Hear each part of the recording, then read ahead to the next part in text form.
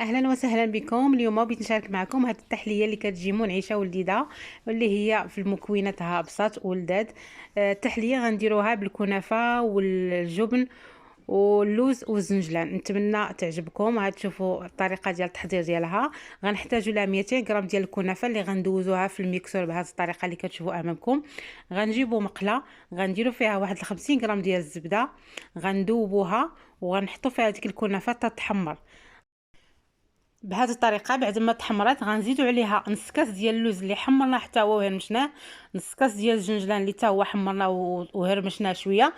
غنجيبوا جميله غنديروا فيها 2 معالق ديال المايزينا، 2 معالق ديال بودر الشونتيي، البودر، نسيترو ديال الحليب. غنحركوا مزيان، غنشعلوا عليهم البوطه، نزيدوا عليها ساشيه ديال الفاني و2 معالق ديال السنيده. ونردوا البال لان البودره الشونتيي راه حلوه ماشي مسوسه. كنحركو مزيان الخليط حتى كينسجم. غنزيدو عليه، نطفيو عليه العافيه، وغنزيدو عليه 2 معالق كبار ديال المزهر وواحد شويه ديال الزعفران الحور، هو اللي غنسمو به هاد الكريمه هادي اللي عندنا. غنحركو مزيان باش يطلق لينا ديك الريحه ديالو والمذاق ديالو. الزعفران الحور غنضيفو عليها دابا الجبن.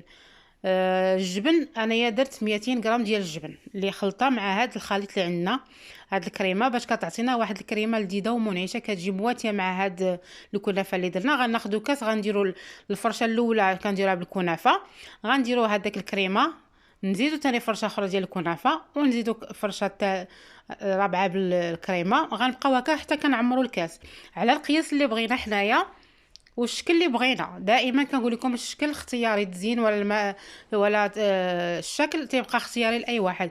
انا اختاريت هنايا المونغ باش درت لها الفينيسيون، داك يعطي واحد النظره شويه. اما هي راه المذاق فيها زوين ومنعش ولذيذ، كتجي تقدروا تستعملوها في السحور او الفطور.